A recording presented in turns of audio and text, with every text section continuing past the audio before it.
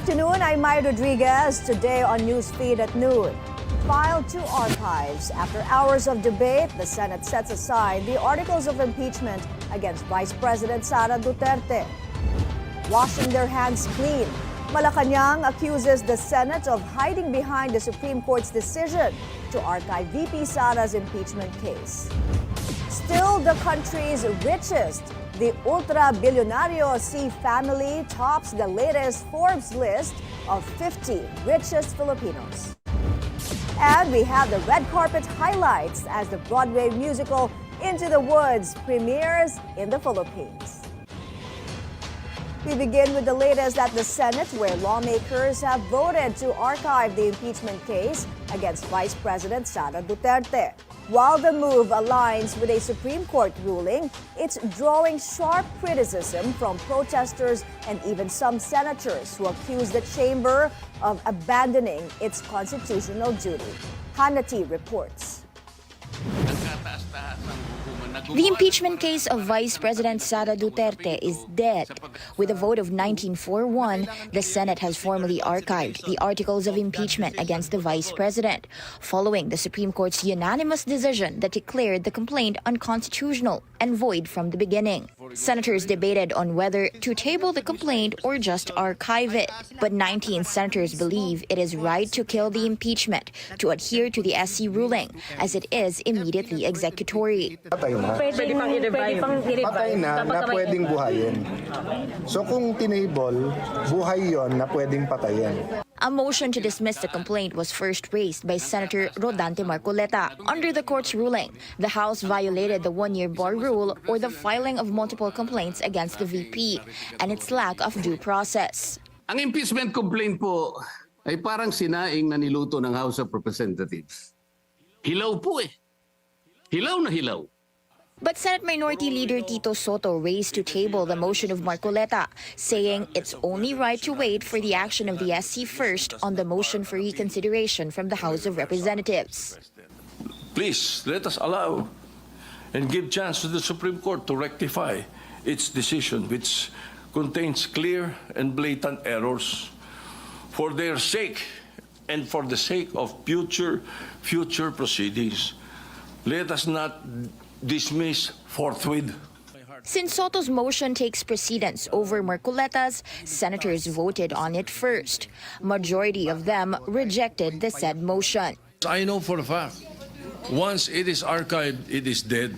I was hoping to table the motion so that we can let us afford them this opportunity for the benefit of future impeachment processes and to uphold the clear mandate of the 1987 Constitution. All we needed to do was wait a little. And since it was rejected, senators had to take up the motion of Marcoleta again. It was then amended from dismissal to archival. It means the Senate may take it up again if the SC issues a final decision. A wave of disappointment came from senators who voted against it. It is our institution which, in the words of colleagues, killed the articles of impeachment. Hindi po dapat mahirap at teknikal ang impeachment. Wala sa hanay ng mga senador na bumoto ng no ang nagsasabi na hindi dapat respetuhin ang pasya ng Korte Suprema. Hintayin lang ang final decision. Senator Ping Lacson raised a lone abstain vote as he didn't want to preempt the SC decision. But for Duterte ally and Senator Robin Padilla, it's one of the happiest days of his life. Ang nais ko, sana, ay katapusan na nito.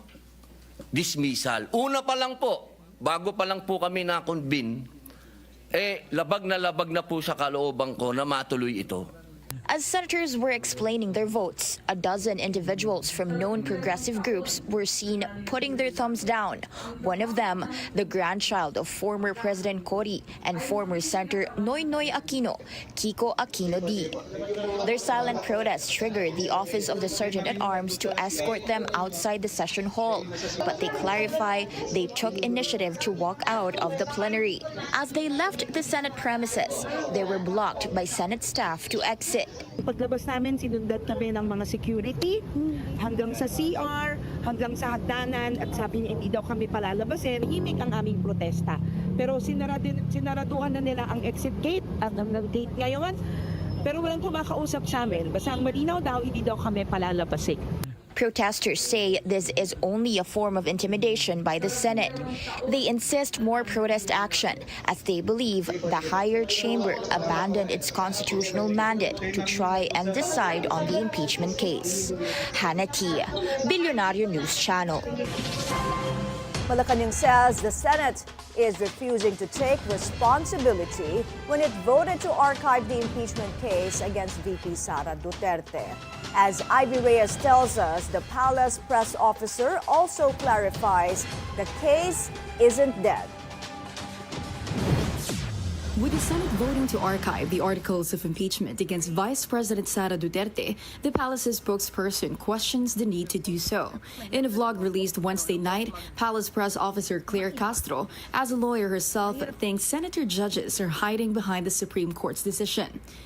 Tingin ko lang, itong mga senador na to, feeling ko lang to ha, gusto talaga nilang i-dismiss, pero nagtatago ngayon sila sa decision ng Supreme Court. Di ba para bang hugas kamay? Kasi ang sabi ng Supreme Court, walang jurisdiction eh. Nakatakas ang Senado sa judgment ng mga tao na sila ang pumatay sa impeachment. Kasi ang tinuturo nila Supreme Court. The impeachment case isn't dead, but is set aside, Castro explained. As a legal expert, she added that archiving the case is not the only recourse, as all parties are still ordered to comment and a motion for reconsideration remains on the table, which means the High Court's decision is not final yet. She asked why the rush. You can also show respect by not making any action, saying na let's wait for the decision, final decision of the Supreme Court. And then kapag naging final na ito at sinabi talaga no jurisdiction, then we cannot do anything but to abide by the law or to abide by the proceedings or decision of the Supreme Court. Yun lang. Kailangan i-archive. The palace spokes also has something to say about the Senate President. Okay, basang-basa mo naman si SP Cheese. Since day one din, basang-basa na ba? While the Supreme Court will not declare the case moot and academic, according to Castro, the question now is whether the majority will vote to revive the trial or not. Castro said that with some of the senator judges, like Senators Bato de la Rosa and Amy Marcos, openly favoring the vice president, this question lingers. Ivy Reyes, Bilyonaryo News Channel. The Akbayan party list slams what it calls the Senate's lack of character development. On Bilyonaryo News Channel's On Point, Representative Percy Sandanya accused the upper chamber of failing to assert its independence and uphold the rule of law. Sandanya claims the Senate is clearly coddling VP Sara Duterte and rushing to dismiss her impeachment case. Akbayan was the first group to endorse an impeachment complaint against the Vice President. Nakita natin dahan-dahan paano mag-crumble. Yung una, separation of power. Pangalawa, yung sana pagtatanggol ng Senado doon sa kanyang mandato. At nakita natin kung paano, dahan-dahan nakita natin right before our eyes that the Senate really is indeed a Duterte Senate. Sandanya also vows to continue pushing for accountability. Hindi tayo nauubusan ng energy to hold those who abuse power accountable. At magpapatuloy yung paniningil natin ng pananagutan mula kay VP Sara Duterte at sa kanyang pagnanakaw sa kaban ng bayan at pang-aabot sa kapangyarihan.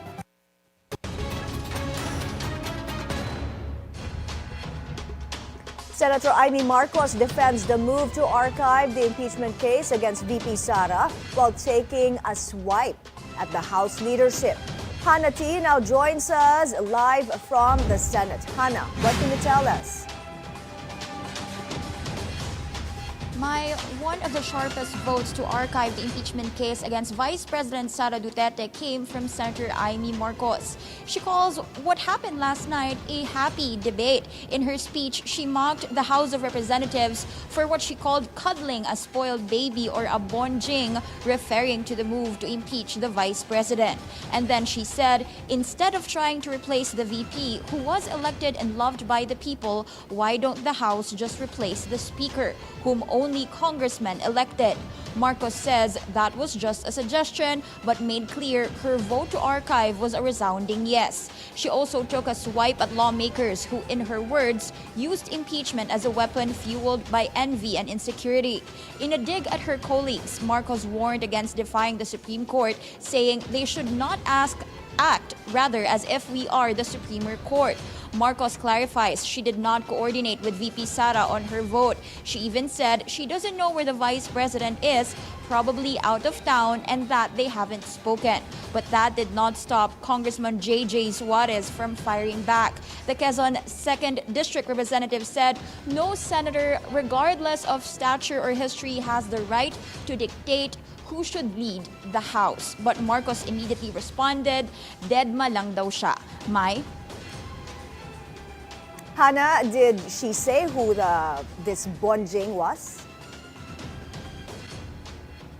Mai, she didn't actually say kung sino ito or kung sino mang congressman yon. Pero sabi ni Senator Amy, there's no need to explain that line. And when asked, hindi ba ito type of body shaming, sinabi niya naman na wala naman daw siyang minention na pangalan at hindi rin daw siya nagmura. Mai? Okay, Hannah, just so it's clear, is Senator Amy calling for a change in House leadership? Mai, actually, she told Senate reporters nag-aabang daw siya sa isang possible change sa House leadership. But then again, she clarified it's only a suggestion, and the reason why she mentioned it doon sa explanation of vote niya kagabi ay yun daw yung ugat ng lahat ng ito. Politika lang naman daw talaga at ambisyon daw ito ng isang what she calls adambuhalang sanggol. So hindi naman daw lihis sa usapan yung sinabi niya, and hindi rin naman daw bawal magsabi ng katotohanan. Back to you, Mai. Thank you, Hannah T, reporting to us live from the Senate. But the lower house is fighting back, expressing outrage over the Senate's latest move. Some accuse the upper chamber of rushing to protect power instead of upholding accountability. Joan Manalo is on the line with an update. Joan, go ahead. Various members of the House of Representatives have voiced their frustration and disappointment over the Senate's decision to archive the articles of impeachment. House Deputy Minority Leader and ML Party List Representative Laila de Lima questioned why the Senate opted to archive the articles instead of simply tabling them, while the Supreme Court has yet to act on the House's motion for reconsideration. De Lima described the decision as concerning, saying it appeared that the Senate rushed to conclude the matter despite the pending appeal before the Supreme Court. She emphasized that the term immediately executory does not necessarily mean the decision is final, pointing out that even the Supreme Court had requested comments from Vice President Sara Duterte and other petitioners on the motion for reconsideration. The Akbayan bloc echoed these sentiments and announced that they will be filing their own motion for reconsideration with the Supreme Court today. Kabataan Party List Representative Rene Ko stressed that both institutions and the public must not overlook the issue of the Vice President's alleged misuse of 625 million pesos in confidential funds, which was one of the grounds for her impeachment. Teachers Party List Representative Antonio Tino also urged that the impeachment case, or also argued rather that the impeachment case is a legitimate accountability measure, not a political attack, as some senators have claimed. Tino added that the decision to archive was rushed and premature, saying that the Senate majority seemed to be protecting the Vice President from legitimate scrutiny. The Akbayan bloc says they are open to other interventions, including additional motions for consideration to continue the push for accountability, even beyond formal institutional channels. Mai? Thanks for that report, Joan Manalo. A new scam promising calamity assistance through fake GCash messages. Authorities warn these are phishing attempts, possibly sent using high-tech illegal devices capable of hijacking SMS threads. Joash Malimban reports. Have you received a text message from GCash claiming that someone made a bank transfer to your account worth 5,000 pesos? The message claims it came from the DSWD or SSS Calamity Assistance. It even includes a URL that you can click to supposedly check your e-wallet balance. GCash warns this is fake and it may be a scam. In a Facebook post, GCash said that even if GCash appears as the sender, the text message could still be fake. Their reminder, links are never sent via SMS. According to CICC Acting Executive Director Yusek Aboy Paraiso, texts like this may be phishing scam attempts. These links go to very suspicious and dangerous websites. One of them is yung mga phishing websites kung saan kinukuha nila ang informasyon natin. Others go directly sa mga financial scams kung saan nakadirect na ito sa bangko, sa mga financial documents nyo. At madalas doon sa same thread na yon, hinihingi nila yung OTP mo, yung one-time password na binibigay sa inyo ng bangko nyo. Yusek Paraiso explained that these texts often come from devices called IMSI catchers. These are machines capable of blocking and hijacking messaging channels, making the text appear as if it came from GCash itself. Yusek Paraiso clarified that these types of machines are illegal in the country. Like I mentioned before, hindi lang siya yung parang random number na nagpapanggap na government agency or mobile network operator or other services. Talagang hina-hijack niya yung thread kasi binablock niya yung ibang mga signals. Binablock niya even yung mga mobile network operators. Tapos pumapasok siya doon sa thread ng totoong number na yon. We shared our own experience with Yusek Paraiso regarding the issue. Our own team received such a text message while inside a large shopping mall. Yusek Paraiso said that the strongest obtainable IMSI catchers can only cover a radius of up to 500 meters. This means that the device that sent the text messages may have been brought inside the mall premises. At present, the CICC is continuing to develop action plans to strengthen cybersecurity. But Yusek Paraiso says cooperation from mobile network operators is also needed. His reminder to those who receive these types of text messages, as long as there's a hyperlink, ignore it and delete the message. You may also report these incidents to authorities like the CICC so they can be alerted to possible scam operations in your area. Joash Malimban, Bilyonaryo News Channel.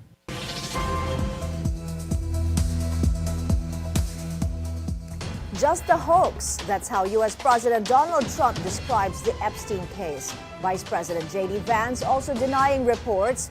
Senior administration officials are meeting in his residence to discuss how to handle the controversy surrounding the late sex offender. I saw it reported today, and it's completely fake news. We're not meeting to talk about the Epstein situation, and I think the reporter who reported it needs to get better sources. Look, the whole thing is a hoax.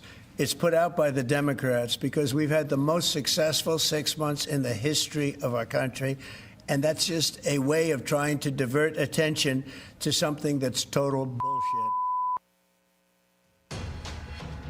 Trump had promised to make the Epstein files public if re-elected, but last month, the U.S. Justice Department said a supposed Epstein client list did not exist. Up next, change court at the Energy Regulatory Commission with Francis Saturnino now taking charge of the agency.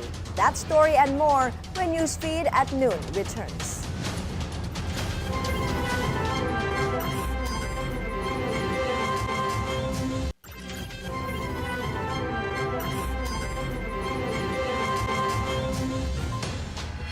The C siblings are still at the top of the Philippines' 50 richest, according to Forbes.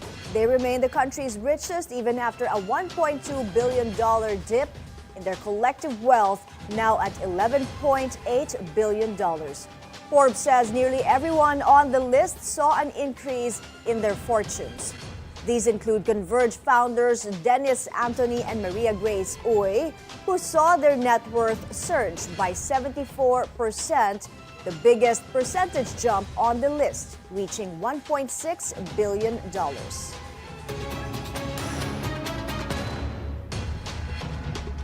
A power shift at the Energy Regulatory Commission as its new chairperson has taken over. Paulo Barcelon joins us on the phone for the latest. So, Paulo, what is the new commissioner's marching orders? Good afternoon. My leadership of the regulatory body has been transferred to now chairperson Attorney Francis Saturnino I. In his acceptance speech, he promised to streamline processes, solve cases faster, and continue to make meetings of the commission open to public scrutiny. Meanwhile, in her farewell speech, former chairperson Mona Lisa Di Malanta said she doesn't like the feeling of goodbyes with a full house of employees sending her off. She also asked her successor to try and finish ongoing projects and convinced employees to move on and continue with the good work. Back in July, Di Malanta resigned from her post after saying that fixed-term officials should not have been included in President Marcos's cabinet reset.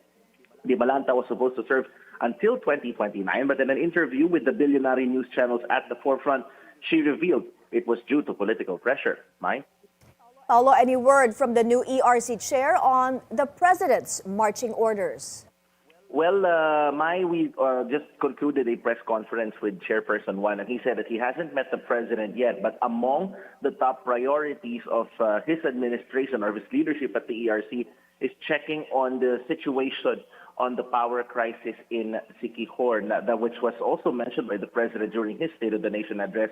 He says that they hope to see a report next week on the findings of its technical team with regards to how the power equipment in the island is working and what solutions should be done. Mai? Thank you for that report, Paulo Barcelon. The Transportation Department makes the rounds in the metro as it prepares for the EDSA rehabilitation, which is expected to take about 2 years. Kian Querol joins us for the latest on this. Kian, go ahead. My inspections of several transport facilities are currently being led by Department of Transportation Secretary Vince Dizon, partnered with the Department of Budget Management Secretary Amena Pangandaman today. According to the DOTR, the inspiration of the rehabilitation comes from the SM North Station due to its modernity and appeal. And the EDSA Rehabilitation Project Phase 1 officially started on June 13, 2025. And according to the DPWH, this phase focuses on rebuilding and reconstructing the southbound lanes, particularly from Pasay City to Guadalupe in Makati City, and the entire rehabilitation is expected to last until 2027.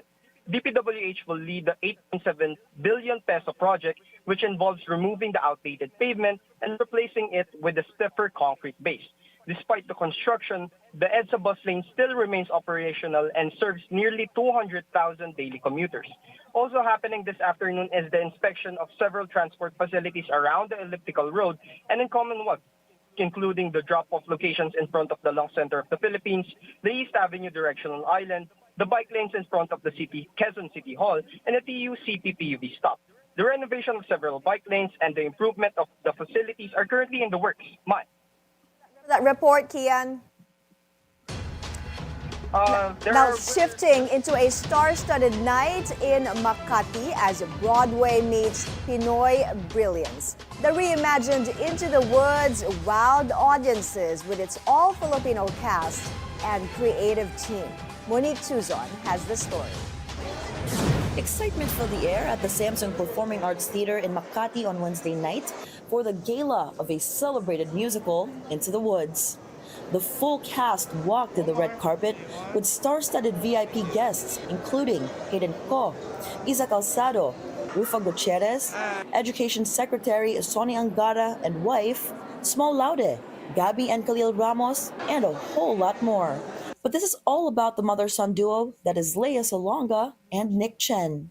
Well, we actually only have one scene together. We only have one scene together, and if I have to be honest, it doesn't feel like much has changed because my mom has taken me with her to work hundreds of times, and it's basically that because we don't really work together that much in the show. So other than that, like one scene, it's basically like just every day. We also got to ask some of the cast about how they prepare before the performance. What do I do aside from a lot of prayers? Because that's the super, super duper power I need. I can't say it. Okay, noted. It's so, yes, meron. Pang mag-asawa. Into the Woods is more than just theatrical.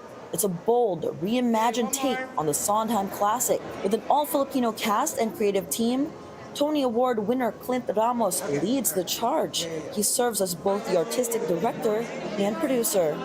I'm most excited for the audience to actually hear this music interpreted by an all-Filipino cast, a world-class Filipino cast. And I'm also excited for the audience to see this beautiful musical.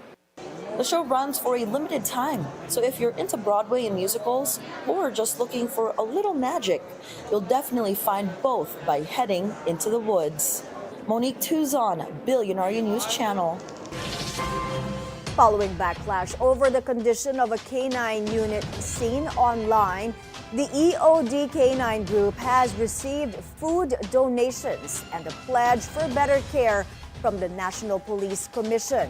Joash Malimban joins us now for details. Joash, go ahead.